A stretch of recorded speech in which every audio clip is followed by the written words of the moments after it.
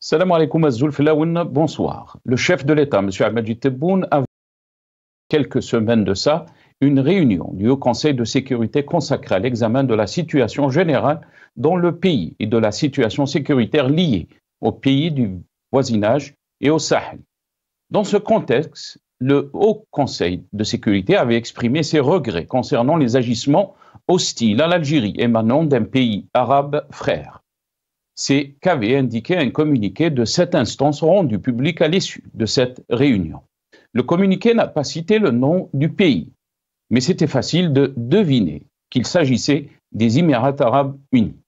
Un communiqué de la présidence de la République a indiqué que le chef de l'État a présidé hier une réunion du Haut Conseil de sécurité, sans préciser les raisons de cette réunion.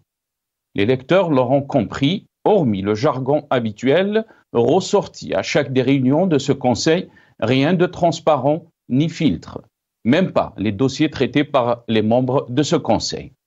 Pourquoi alors ces réunions fermées sont rendues publiques, alors que rien n'a été communiqué des raisons de cette réunion? Est-ce pour rappeler les menaces qui pèsent sur notre pays? Et si c'est le cas, par qui? Sommes-nous face à un exercice médiatique pour rappeler à l'opinion la cohésion qui règne au haut lieu et un sentiment de travail d'équipe sérieux? Il reste à chacun d'interpréter cette réunion du Haut Conseil de sécurité comme il le souhaite.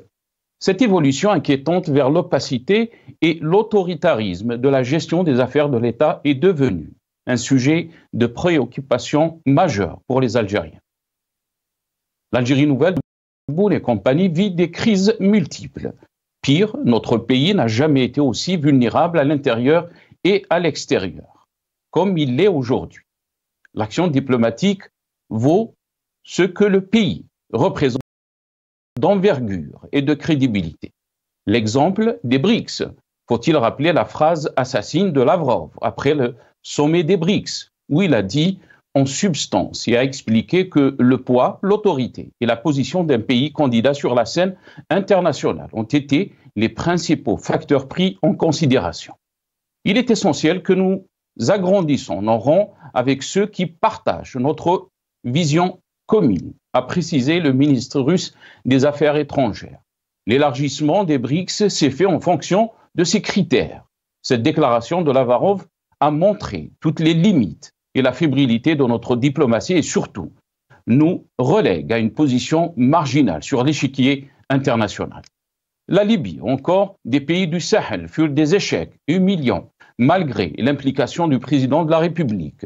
Feu Abdelhamid Mehri disait, à raison, nous sommes au temps de la médiocrité et la médiocrité à ces hommes. L'Algérie, par sa position géographique et son histoire, aurait pu jouer un rôle stabilisateur dans la région nord-africaine et plus largement dans l'espace du Sahel, au lieu d'assainir l'environnement immédiat avec nos voisins, qui aurait permis à notre pays de jouer son rôle plein et entier en tant que pays porteur de paix. Il est par ailleurs pour le moins curieux que l'Algérie, qui est en crise profonde avec le Maroc, la France, l'Espagne, les Émirats arabes unis et un peu l'Arabie saoudite, puisse se présenter comme un pays qui est écouté et respecté par tout le monde. Rappelons-nous des déclarations de Al-Majid Tebboune, je le cite, « Rien ne peut se faire dans le monde sans l'Algérie ». Aujourd'hui, le système s'appuie sur l'épouvantail de la menace qui guette notre pays et que le pouvoir militaire est un acquis de la révolution. Face à ce raisonnement mensonger, l'Algérie ne peut quitter le niveau de la médiocrité. Nous débattrons de cette question juste après cette petite intro.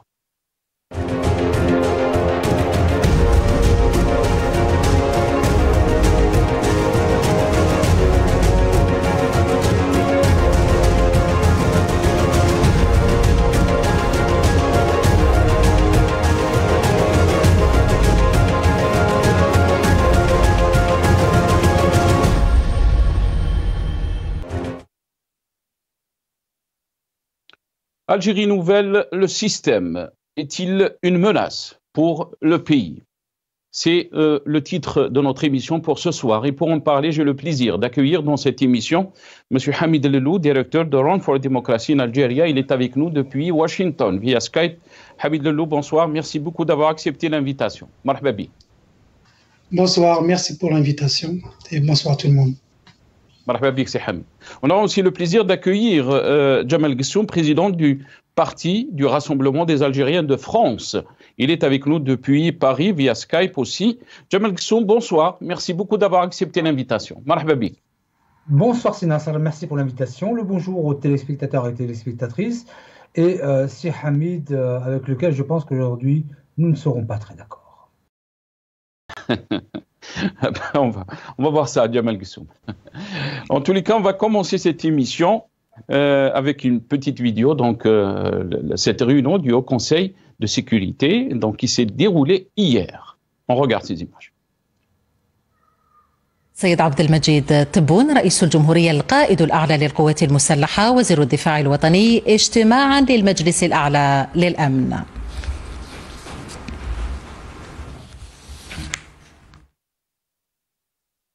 Hamid Lelou, quelle est l'analyse qu'on peut faire par rapport donc, à cette réunion?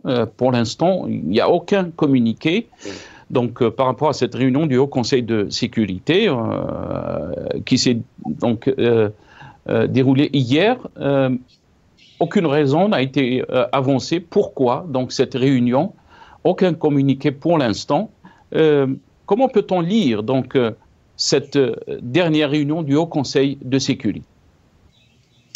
Eh bien, écoutez, dans les temps normaux, dans un pays normal, la réunion du Conseil de sécurité, Conseil national de sécurité, dit qu'il y a crise imminente, crise grave, situation grave, et ce comité, ce Conseil de sécurité nationale, au fait, les gens le voient comme une sorte, c'est pas une réunion ordinaire déjà. C'est un mini-forum, ça devrait être un mini-forum où un vrai président est entouré par ses plus proches conseillers qui sont liés à la sécurité nationale. Où le problème actuel est débattu entre tous ces conseillers et ils essaient d'analyser la situation, d'identifier le problème, de proposer des actions, d'essayer de faire des lectures approfondies de cette menace qui guette le pays. Et à la fin, c'est au président, s'il y a président, de prendre la décision basée sur tous les conseils qui ont été prodigués par les uns et par les autres. Donc, c'est ça un Conseil de sécurité nationale. Ce n'est pas un Conseil des ministres, c'est pas une réunion ordinaire, c'est vraiment quelque chose d'exceptionnel. Et c'est pour ça que dans les pays, les grands pays, les pays qui se respectent, qui ont le Quwa Dariba, nous n'entendons pas parler de ces conseils de façon récurrente. Et d'ailleurs, ils en parlent même pas. Et d'ailleurs, je ne comprends pas. C'est pas que je ne comprends pas. J'imagine que le régime algérien essaie d'envoyer des signaux, d'envoyer des messages à l'intérieur comme à l'extérieur du pays, mais ils sont pas tenus d'informer l'opinion publique de ces conseils de sécurité nationale. Ils le font pas aux États-Unis, ils le font pas en Europe. On en entend parler après coup parce que ça se passe dans des situations exceptionnelles, comme ce fut le cas, par exemple, quand ils ont attaqué l'Irak, l'Afghanistan, les opérations qui se passent en ce moment à Gaza, etc. Le président se réunit régulièrement avec ses responsables les plus proches qui sont liés à la sécurité, mais on n'entend pas parler ça à la télé. Très bien, très bien. Jamal Ghessoum, votre réaction, vous avez entendu donc notre ami Hamid Lelou, ces réunions normalement doivent, si on peut dire, venir pour expliquer un peu une situation d'exception, de crise. Là, c'est des réunions qui sont récurrentes et ils sont devenus un peu un exercice médiatique, si on peut l'appeler ou le qualifier ainsi, sans que les Algériens sachent exactement pourquoi il y a eu donc ce conseil ce Haut Conseil de sécurité, les raisons. Est-ce qu'on est face à une crise? Est-ce qu'il y a une menace éminente à notre sécurité? Jamal Ghessoum. Alors, si Hamid a dit que déjà il devrait déclarer qu'il y a une crise grave. J'aimerais préciser à Si Hamid qu'un Haut Conseil de sécurité, un Conseil de défense comme on l'appelle en France, n'est pas une instance politique où on dit des choses comme ça de manière publique. Maintenant, là où il a peut-être raison, c'est que le fait d'organiser un Haut Conseil de sécurité de manière récurrente et depuis pas très très longtemps, au regard de l'histoire de l'Algérie, effectivement laisser faire penser qu'on serait plus là dans une démarche politique, et là ça rejoindrait Si Hamid, et pourquoi pas nous déclarer qu'il y a une crise grave. Donc il y a une ambiguïté sur non seulement la forme, mais aussi sur le contenu. Effectivement, Si Hamid a encore une fois raison aujourd'hui. En France, par exemple, un conseil de défense, c'est l'équivalent du conseil de sécurité en Algérie, traite des questions, je dirais, du moment sur des choses ou des instances, des choses assez graves, mais limitées dans le temps. Et ce n'est pas forcément traité de la même manière. Donc, oui, le Haut Conseil de sécurité, qui aurait dû être une instance où effectivement on traite des questions liées à la sécurité et des réponses à apporter, ne devrait pas, de mon point de vue, à la limite, être diffusé, ou ne serait-ce que même quelques photos. Je veux dire qu'on est là dans une question, un aspect sécuritaire, on n'a même pas à savoir qui y participe, quand est-ce que ça s'est produit, si on compte vraiment que ce soit une instance véritable et opérationnelle.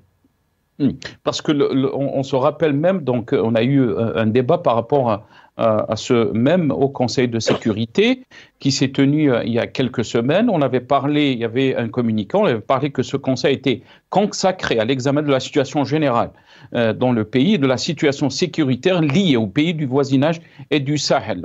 Donc le communiqué aussi a parlé du rôle d'un État frère, si on peut dire, donc de ces agissements. Mais là, il n'y a aucun agenda, Jamal Ghessoum. On est dans l'opacité totale. Qu'est-ce qui se passe? Se demandent les Algériens.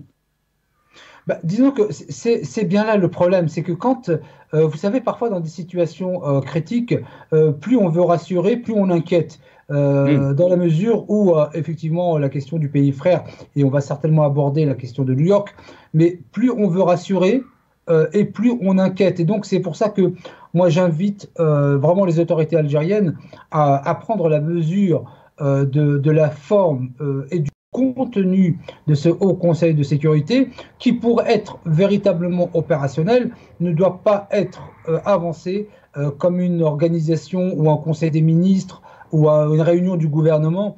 Et c'est avancé de la même manière, mais on doit normalement garder une réserve sur cela. Visiblement, le président de la République est très mal conseillé à tout point de vue, aussi bien sur la forme que sur le fond. Nous y reviendrons peut-être sur la question de New York, où j'ai pas mal de choses à dire sur la question du fond, de la forme, mais aussi des conseils qui lui sont donnés et qui nous emmènent là véritablement droit au mur.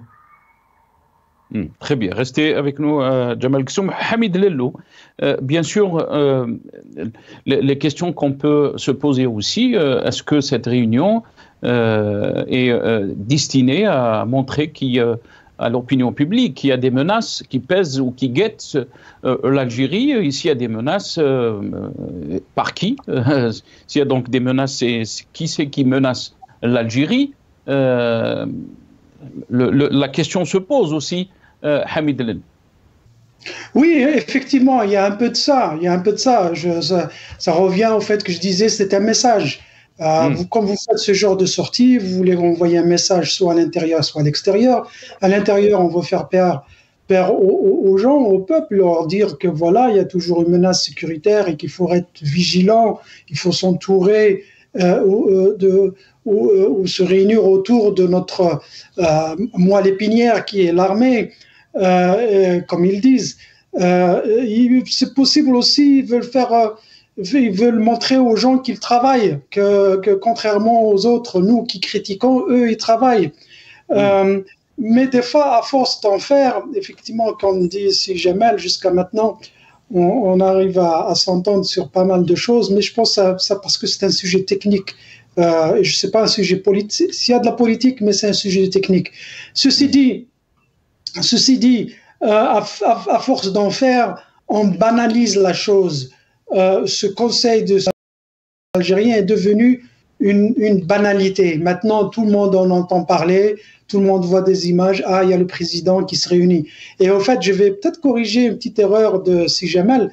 On connaît les membres d'un conseil. C'est pas un secret. C'est le président, le ministre de la Défense, le chef d'état-major, le ministre des Affaires étrangères, le ministre des Finances, parce il faut parler beaucoup d'argent, et les hauts chefs des différents services d'espionnage et de contre-espionnage. Donc, la composition du Conseil est connue, elle n'est pas secrète. Ceci dit, donc, est-ce qu'ils sont en train de faire peur aux gens? C'est possible. Est-ce qu'ils sont en train d'envoyer des signaux à des partenaires étrangers, partenaires ou bien des compétiteurs potentiels? Il faut savoir une chose, avoir une position géostratégique aussi importante que celle de l'Algérie est à double tranchant. Il y a du bon et du mauvais là-dedans. Il y a du bon parce que ça vous donne beaucoup d'avantages, vous devenez ce centre de gravité autour duquel tous les intérêts et tous les joueurs importants, les partenaires importants gravitent autour, et là vous devenez le centre d'intérêt et tout le monde vous drague, hein, tout le monde vous fait un petit peu du pied, les Russes, les Américains, les Chinois, les Français, etc. Ça c'est bien, mais il faut avoir les moyens de faire face à cette pression, même si elle est amicale, hein. Et je dis c'est un double tranchant parce que l'Algérie se retrouve au centre de beaucoup de conflits, le Mali, le Niger, la Libye, etc. Et il y a des informations qui arrivent.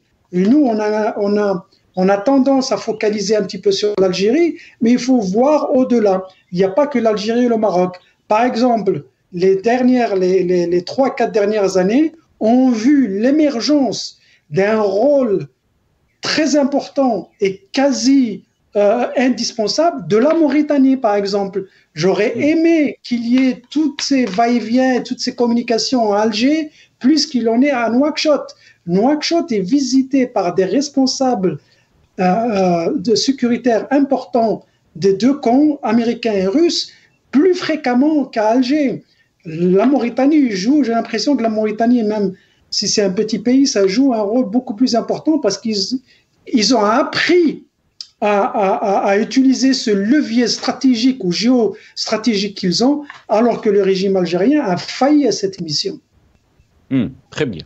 On va juste regarder dans ce passage, si c'est possible, nos amis de la régie. Donc, ces derniers mois, ces dernières semaines aussi, Al-Majid Tebboune, même dans son dernière interview, avait parlé donc de la menace de Abu Dhabi et aussi de péché par orgueil, ainsi menacé, je le cite, si tu cherches à avoir avec nous les comportements que tu as avec les autres, tu te trompes.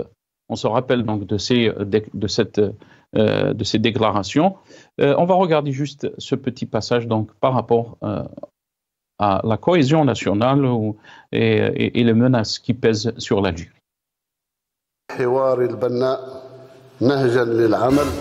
لتغليب المصلحة العليا للوطن والانخراط بقوة في هذه المبادرة الصادقة. جدار وطني لم شمل سميها ما سميت. تحصين بلادنا لتحصين الأمة الجزائرية لتحصين الجزائر وتمتين الجبهة الوطنية الداخلية. مبادرة تأمين جبهتنا الداخلية السيادة الصلبة. لك جبهة للصمود والدفاع على حدودنا وترابنا. وتقوية الجبهة الداخلية. أن الجزائري كامل الحقوق، الجزائريين كلهم سواسية. Donc, renforcer le front intérieur. Jamel Gessoum, on a entendu bien sûr ces déclarations ces derniers mois, ces dernières semaines. La question qui se pose, c'est que est-ce que la politique, la gestion de notre pays, et ça depuis 2019, depuis donc ce slogan de l'Algérie nouvelle, est en train d'exposer notre pays à la vraie menace. Quand on parle de la politique, on parle bien sûr de la politique intérieure, celle qui vise un peu les libertés, cette chape de plomb qui s'abat sur tous les militants qui critiquent le pouvoir algérien, mais aussi à l'extérieur. On est en train de voir, on est en train de cumuler donc les crises avec d'autres pays. On va revenir par exemple sur les Émirats arabes unis qui convoitent Naturgy. Naturgy est une grande société espagnole, l'un des principaux clients de Sonatrach. On est en train, par notre politique, d'isoler notre pays, je vais encore plus loin, mais de l'exposer à une menace. Jamal Ghessoum. Oui, avant de répondre à votre question, je souhaiterais juste rectifier Sir Hamid lorsqu'il parle de l'intérêt qui est porté à la Mauritanie par les États-Unis et la Russie. Je souhaiterais juste préciser qu'il ne s'agit pas du tout d'une question géostratégique, mais de la simple découverte de gisements de gaz très très importants. Donc on n'est pas sur une question de primauté ou je dirais de blason doré de la Mauritanie qui dépasserait le rôle de l'Algérie dans la région. Donc c'est une question tout à fait basique. Sur votre question, la difficulté que nous avons, sinon vous avez précisé depuis la Nouvelle-Algérie, c'est qu'il y a un delta absolument astronomique entre ce qui est fait et ce qui est attendu. L'écart est absolument abyssal et énorme. Et de ce que vous venez de dire, sinon ça, et de ce que moi j'en comprends à travers ce qui s'est passé durant les derniers mois, me pose un véritable problème. Et je veux dire par là que ça rejoint aussi l'organisation terroriste le MAC qui a été reçu par 3 représentants du Golfe, mais en même temps, le président de la République et les autorités algériennes sont tout à fait responsables de ces faits. Et je l'avais précisé lorsque, et je pense que c'était passé un peu sous la trappe ce que je disais, mais maintenant ça a encore plus de sens, lorsque le président de la République, et je ne sais pas qui l'a conseillé, avait reçu personnellement l'imam Dicko, qui est considéré par les autorités officielles maliennes comme étant un séparatiste. Et j'avais dit, avant que M. Maïga, Premier ministre, je crois, malien, avait dit qu'aurait pensé l'Algérie si nous avions reçu le représentant du MAC. Et on se retrouve là dans une forme de décrédibilité totale. Et je savais que le fait de recevoir l'imam Dicko allait nous poser de graves problèmes. Ça se produit et reproduit aujourd'hui à New York, et je pense que nous allons en parler. La question de la diplomatie, mais aussi de la politique intérieure, mais même si on est fort à l'extérieur, que si on est fort à l'intérieur, se distingue par la manière de procéder. Je pense que les autorités algériennes, le président de la République qui est chargé de nommer les personnes qui représentent l'Algérie sur le terrain diplomatique, a absolument tout faux depuis très très longtemps. Cela ne renforce évidemment pas le front intérieur qui est nécessaire. Je veux dire que lorsque vous avez un président de la République qui ne va pas à la rencontre du peuple algérien dans toutes ces régions, comme le font tous les présidents, je ne sais pas comment est-ce qu'un père de famille peut rassembler ses enfants sans au minimum aller à leur rencontre. De ce point de vue... Mais moi, je parle... Jamal Ghessoum, désolé, je vous ai coupé la parole, juste pour rebondir par rapport à ce que vous êtes en train de dire. Quand vous parlez d'Ahmadji Tebboune, est-ce que la responsabilité de tout ce qui se passe en Algérie en termes de gestion de l'État et de cette ambiguïté par rapport aux orientations diplomatiques, on n'arrive plus à comprendre la position de l'Algérie. Vous avez parlé des crises qu'il y a autour de nous, avec pas mal de pays. Est-ce que c'est la responsabilité d'Ahmadji Tebboune ou c'est la responsabilité de tout un système? Jamal Ghessoum. Alors vous avez autant raison que vous n'avez pas raison, dans le sens où lorsque vous avez un responsable, et puis dans le mot responsable, il y a responsabilité, il ne faut pas qu'il y ait une forme de dilution de la responsabilité, où on se dirait, j'entends ici et là, en ce qui concerne l'Algérie, que le président n'est pas responsable de tout. Alors je veux bien en convenir, mais lorsqu'on le prend la plus haute responsabilité, on doit l'assumer. Et je veux dire que en tant qu'analyste, en tant qu'Algérien, je ne vais pas chercher de responsabilité diluée ailleurs alors que je ne sais pas d'où ça vient, si ce n'est pas nos référés au président de la République qui a toutes les prérogatives pour changer la question de la gestion diplomatique de l'Algérie. C'est lui qui, en l'occurrence, signe tous les décrets présidentiels pour les postes, notamment de conseillers, qui le conseillent très mal. Donc, à partir d'un certain moment, il faut savoir raison garder et dire de manière très claire qui est responsable. Je dirais, on a dans l'administration française et partout dans toutes les administrations du monde le responsable légal, même dans les familles.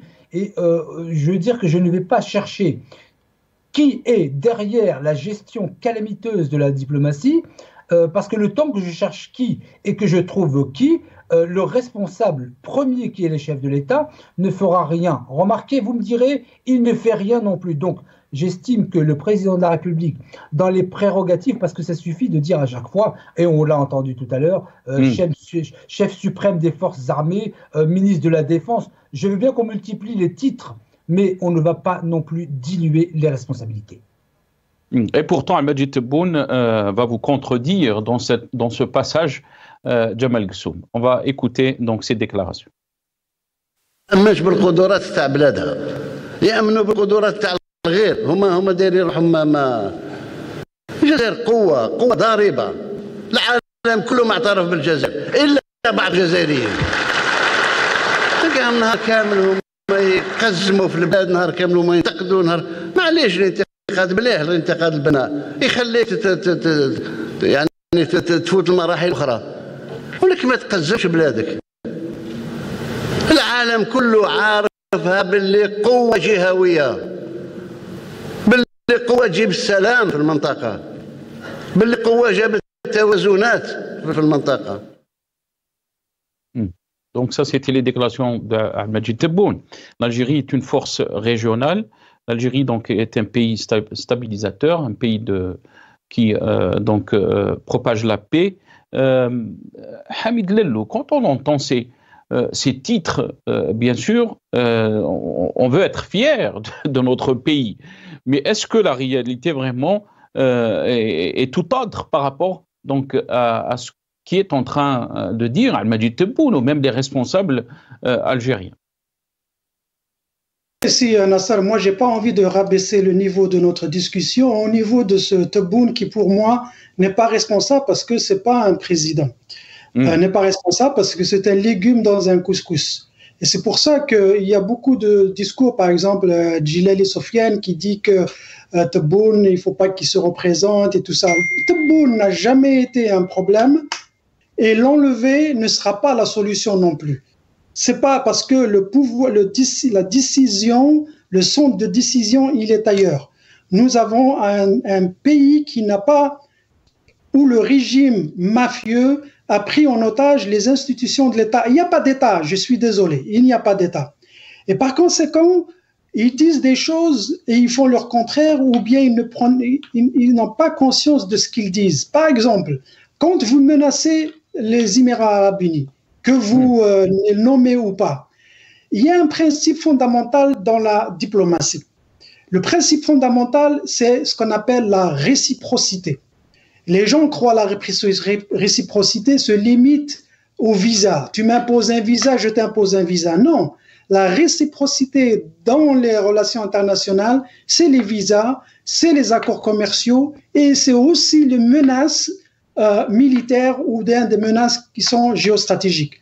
Maintenant, si ce voisin lointain vient de très loin, crée des embrouilles autour de votre pays ou à l'intérieur du pays, eh bien la réciprocité, et si vous êtes capable, il faut aller chez ce même pays et lui créer les mêmes problèmes. Eux, ils le font à travers le Mali, la Libye, tout ce qu'on appelle les proxys, c'est-à-dire les forces par procuration, même le Maroc. Ben, s'ils font ça, c'est à vous de trouver les moyens de les embêter chez eux à travers, je ne sais pas, ça peut être l'Arabie Saoudite parce qu'ils ne sont pas très copains avec l'Arabie Saoudite, pas tout le temps, à travers le Qatar peut-être, ou bien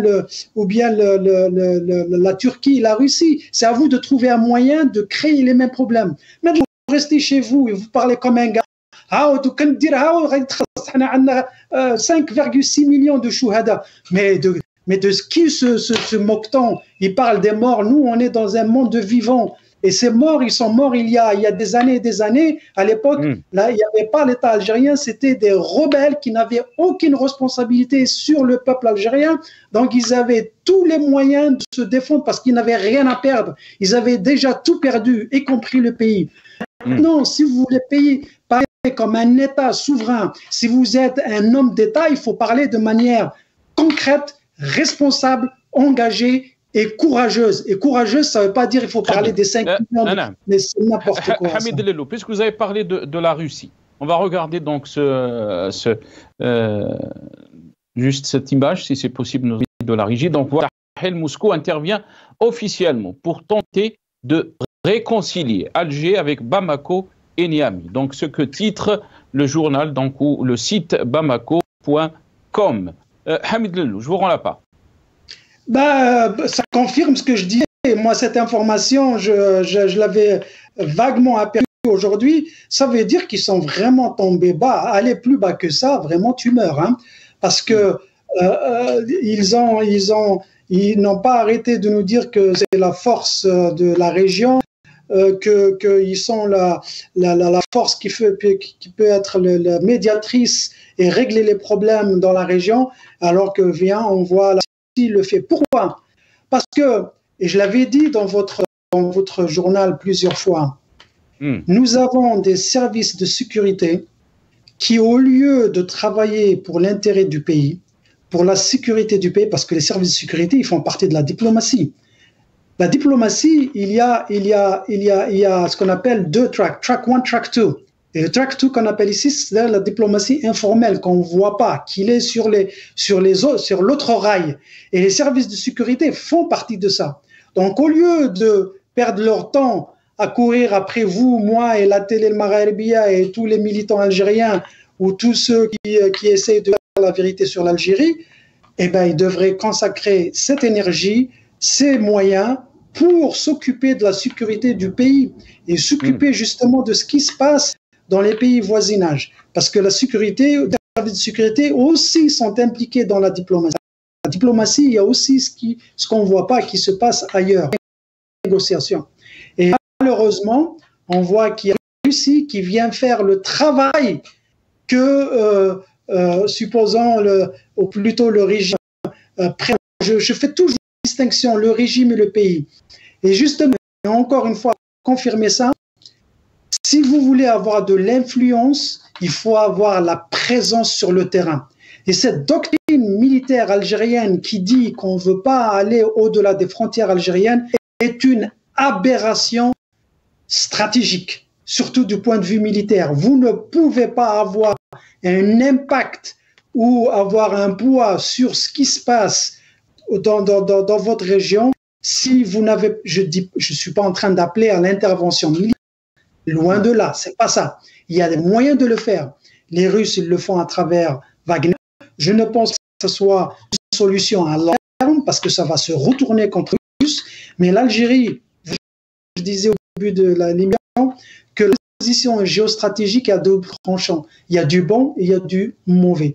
Ça aurait été quelque chose de bien pour l'Algérie, profiter de cette proximité pour aller aider nos frères maliens, nigériens et les autres qui sont. Au lieu de ça, on n'a pas su faire parce qu'on s'est occupé d'autre chose. Très bien. Très rapidement, donc, les Émiratis qui convoitent donc Naturgy, cette société espagnole, l'un des principaux clients de Sonatrach. Je pense que vous voulez. Alors, très rapidement, nous allons donner la parole à notre ami Jamal. Bien sûr, bien sûr. Alors ça, déjà, cette question, elle y va de l'intérêt stratégique et de la sécurité nationale de l'Espagne. Ça, c'est un. Parce que c'est une société espagnole, privée, détenue par des partenaires espagnols, surtout par exemple, une ou deux banques espagnoles, plus des privés et une compagnie australienne à raison de 15%. Donc, il y a les Émirats et en plus de ça, c'est un des clients les plus importants de l'Algérie. C'est à travers cette cette entreprise que l'Algérie exporte le gaz en Espagne et en Europe. Donc, déjà, il y va de l'intérêt stratégique espagnol, et d'ailleurs c'est pour ça que le gouvernement espagnol était intervenu pour dire que cette transaction, si elle se faisait, elle ne se fera pas de gré à gré, c'est-à-dire qu'il faut qu'il y ait un appel d'offres public, et parce que les Émirats arabes unis, c'est des tricheurs comme d'habitude, ils essayent de tripatouiller des choses derrière les rideaux, mais les Espagnols, ils les ont arrêtés, ils ont dit ce genre de transaction ne peut pas se faire dans le secret, il faut pas public. De deux, ce n'est pas sûr que ils vont pouvoir l'acheter. Ils sont en train de négocier à raison de 35-40%. Je ne suis pas sûr qu'ils seront autorisés à acheter autant. Troisièmement, j'ai appris que Sonatrach avait 1,5 à 3% des parts. Et bien là, juste, c'est une présence pour l'Algérie pour imposer sa présence et faire des propositions à acheter des parts. Et enfin, ce que vous faites, c'est l'effet de boomerang. Il y a 2 ans, ils ont gonflé le torse contre les Espagnols en annulant ce partenariat exceptionnel avec l'Espagne, alors que les Espagnols, en même temps, il y a 2 ans, ils ont signé un contrat de partenariat avantageux avec les UAE et ils font un échange hors hydrocarbures qui s'élève jusqu'à 5 milliards de dollars, alors que nous, on n'a pas. Tout ce qu'on a, on a 4 milliards en hydrocarbures et les produits dérivés. Et voilà la situation maintenant avec ces comportements un petit peu zélés de ce régime incompétent. Très bien. Djamel Ksoum, si vous voulez rebondir par rapport à ce qui a été dit avant de vous poser la question. Alors, très bien. Alors, j'ai plusieurs choses à dire sur Naturgy. Je partage assez l'ensemble de l'analyse de Si Hamid. Juste peut-être une nuance, c'est que si cette transaction se fait, évidemment, mais je crois que ça a été dit par Si Hamid, ce ne sera pas une vente qui sera de nature à changer les règles économiques entre la France et l'Espagne, l'Espagne et l'Algérie, puisqu'il s'agit pour l'Espagne d'un enjeu de sécurité nationale. Donc ce n'est pas vraiment de nature à changer les choses. D'un enjeu de sécurité nationale, mais on sait très bien que les Émiratis sont capables de remplacer le gaz algérien. Oui, mais je pense que si l'Espagne avait pu le faire, elle l'aurait fait depuis avant. Elle ne l'aurait pas fait après 2 ans de tumulte avec l'Algérie. D'autant plus que le hub qui se prépare et qui continue à destination de l'Italie pour l'ensemble d'Europe est quand même assez important en tout cas pour minimiser les enjeux sur cette question de transaction. Mais c'est un enjeu de sécurité. Mais le fait aussi, la question qui a été relevée aussi par Hamid Lelou, le fait qu'on s'est brouillé avec l'Espagne alors que c'est un pays qui a sa place dans l'Union européenne, c'est un pays qui est voisin, il y a juste la Méditerranée qui nous sépare. C'était pas vraiment intelligent de la part des autorités algériennes de se brouiller avec l'Espagne. Oui, mais c'était une position politique qui était importante par rapport à la question du Sahara occidental, parce que précisément l'Espagne est l'ancien occupant et qu'il devait garder une certaine distance par rapport à cela sur des faits qui se trouvent au Sahara occidental et qui est à nos frontières. Donc il était tout à fait légitime que l'Algérie prenne ses positions fortes à ce moment-là. Pour continuer, vous avez parlé de force de frappe. Alors, je ne sais pas de quelle force de frappe vous parlez, s'il s'agit, en tout cas, comme je pense le comprendre, force de frappe militaire, oui, l'Algérie, ça, c'est une évidence et ça a été connu et reconnu lors d'une commission de défense à l'Assemblée nationale française et le rapporteur avait dit textuellement c'est une armée extrêmement professionnelle et bien outillée. Ce sont les mots du rapporteur de la commission de défense. Donc, sur la question militaire, oui. Maintenant, est-ce que c'est une force de frappe en termes diplomatiques? Non. Ensuite, Hamid Lelou dit en quelque sorte que ce ne serait pas la responsabilité du président Tebboune. C'est ce que vous dites indirectement aussi, c'est Nasser. Mais en tout cas, moi, je suis un légaliste. Et un légaliste, pour pouvoir faire des propositions et des contre-propositions, reconnaît en tout cas le président qui est en place Moi, je le reconnais. Je suis un légaliste. Je n'apprécie pas ce qu'il fait, mais je le reconnais en tant que président. Et ça me permet en même temps, lorsque je dis des choses, d'être entendu. Et pourtant, il a été amené, beaucoup d'observateurs l'ont souligné, il a été amené par Gaïd Salah, le feu Gaïd Salah, l'ancien chef d'état-major. Je comprends bien tout ça, mais je veux dire que lorsque Si Hamid dit Tebboune, Monsieur Abdelmajid Tebboune, il ne le reconnaît pas en tant que président, ce qui veut dire indirectement que Si Hamid ou tous ceux qui tiennent le même discours pourront parler pendant 50 ans et 100 ans, ils ne seront jamais entendus, donc ils ne feront jamais avancer le débat d'un seul millimètre. C'est l'intérêt de la position légaliste. Ensuite, sur la question de la réciprocité, Si Hamid disait, en gros, si les Émirats Arabes Unis font des choses autour de notre pays, faisant la même chose chez eux, je pense que la politique et la diplomatie, mais chez l'Arab Tasrar, c'est pas tu me tiens par la barbichette, je vais te tenir par la barbichette. D'abord, l'Algérie n'a aucun intérêt à foutre les années aux Émirats Arabes Unis qui se trouvent à 6000 km, déjà qu'elle n'arrive même pas à s'occuper de ce qui se passe autour, donc c'est déjà une difficulté. Je voudrais terminer maintenant par le thème que vous avez abordé, en l'occurrence la médiation de la Russie dans le problème qui subsiste entre l'Algérie et le Mali et le Niger. Tout d'abord, nous sommes, nous, Algériens, je m'inclus dedans, complètement responsables de cette situation. Et je ne vois pas le problème qu'il y ait une médiation russe, de la même manière que l'Algérie a joué des rôles de médiation, particulièrement les années 70 et début 80, dans des pays qui n'avaient aucune relation avec ses frontières. Donc la question de la médiation n'est pas un souci, que ça vienne de la Russie ou d'ailleurs, puisque nous avons nous-mêmes mis le feu aux poudres dans nos relations avec le Niger et le Mali. Voilà un peu ce que je voulais dire. Très bien. Est-ce que, dernière question, Jamal Gessoum, avant de donner la parole à Hamid Lello, c'est la question, bien sûr, le titre de notre émission, le système est-il une menace pour le pays? Quand Abdelmajid Tebboune, dans sa dernière interview, avait menacé directement les Émirats Arabes Unis, ça veut dire qu'on a les moyens de faire face aux menaces qui sont autour de nos frontières. Est-ce que vraiment ce système qui est en place en Algérie, et là on dépasse bien sûr le chef de l'État, Abdelmajid Tebboune, est une menace pour la stabilité de notre pays? Alors, je ne dirais pas que le système est une menace, je lis le titre, est une menace pour le pays. Je dirais que les pratiques politiques et diplomatiques sont des menaces pour le pays. Alors je sais que si Hamid, qui aura la parole en dernier, pourra dire des choses sur lesquelles je ne pourrais pas répondre, mais qu'il s'en donne à cœur joie. Donc est-ce que le système est une menace pour le pays? Je dirais que le fonctionnement, et depuis particulièrement, je dirais, je dois le reconnaître, l'arrivée de M. Tebboune met en exergue et en évidence une gouvernance sur tous les champs qui représente effectivement une menace. Le fait de déclarer, et c'est ce que vous dites, et d'abord je l'ai entendu, que le président Tebboune avait parlé des Émirats Arabes Unis qui se trouvent à 6000 km, ce n'est pas de nature à apaiser les choses. Nous avons... Il avait dit, là je le cite, Jamal Gessoum, l'Algérie ne plie jamais, elle souhaite la cohabitation pacifique avec toutes les nations, mais pour ceux qui la provoquent, la patience a des limites.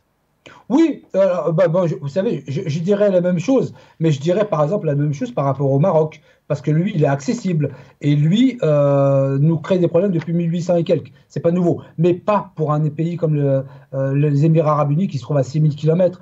Je veux dire que la diplomatie, c'est l'art, en finalité, de contourner les obstacles et d'atteindre des objectifs. Parce que l'Algérie, l'État algérien, Daoula, doit avoir des objectifs dans l'intérêt de l'Algérie.